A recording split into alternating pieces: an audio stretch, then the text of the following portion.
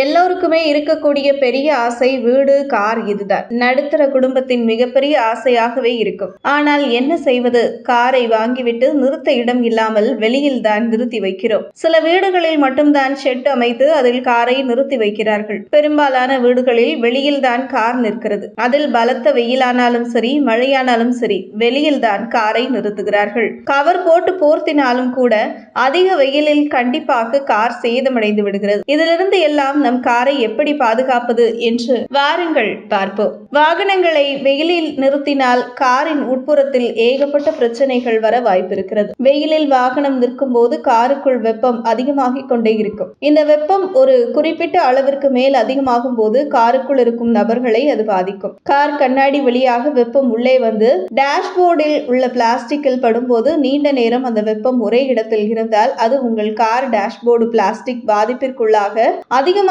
வாய்ப்புகள் உள்ளது. இப்படியாக பல்வேறு விதமான பாதிப்புகளில் இருந்து நாம் எப்படி தப்பிப்பது என காணலாம். Car waxing. உங்கள் காரில் உள்ள வெளிப்புற தோற்றத்தை பாதுகாக்க ஆண்டிற்கு 2 முறை கார் வேக்சிங் செய்ய வேண்டியது அவசியம். இப்படியாக கார் வேக்சிங் செய்துவிட்டால் உங்கள் காருக்கு ஏற்படும் சிறிய ஸ்கிராட்சுகள், நேரடியாக சூரிய வெப்பம் படுவதால் ஏற்படும் UV சேதாரம் ஆகியவற்றை தடுக்க முடியும்.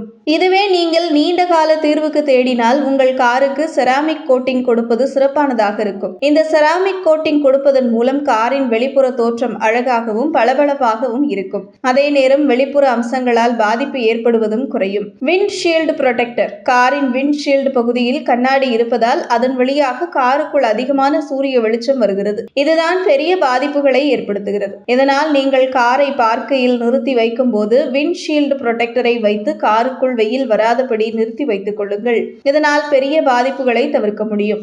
இந்த கோடை காலத்தில் வெப்பம் அதிகமாக இருப்பதன் காரணமாக காரில் உள்ள ஃபியூலிப்ஸ் எல்லாம் சீக்கிரம் தீர்ந்து போக வாய்ப்பு இருக்கிறது. இதனால் அடிக்கடி அதை செக் செய்து கொள்ளுங்கள். முக்கியமாக கூலண்ட், மோட்டார் ஆயில், கியர் ஃபியூலிட் ஆகியவற்றை செக் செய்து கொள்வது நல்லது. இல்லையென்றால் இது பிரச்சனைகளை ஏற்படுத்த வாய்ப்பு உள்ளது. நீண்ட நேரம் காருக்குள் வெப்பம் அல்லது சூரிய ஒளி இருந்தால் அது காரில் பொருத்தப்பட்டுள்ள லெதர் ஷீட்டுகளை பாதிப்பு ஏற்படுத்த வைக்கும். முக்கியமாக லெதர் சீட்டுகள் ட்ரையாகவோ அல்லது ஸ்டிஃபாகவோ மாறிவிடும். இதனால் நீங்கள் காருக்குள் உள்ள சீட் கலரை தேர்வு செய்யும் போது லைட் கலராக தேர்வு செய்வது நல்லது. டார்க் கலராக தேர்வு செய்தால் இப்படியான சூழ்நிலைகளில் பாதிப்பு ஏற்படும் போது அது அப்பட்டமாக தெரிந்துவிடும். அது மட்டுமல்ல, அவ்வப்போது காரின் ஷீட்டுகளை ட்ரை வாஷ் செய்வது நல்லது. முக்கியமாக கோடை காலங்களில் காருக்குள் அதிகமாக வெப்பம் இருப்பதால் அதன் சுத்தம் செய்து கொள்வதன் மூலம் நீண்ட கால உழைப்பை பெற முடியும்.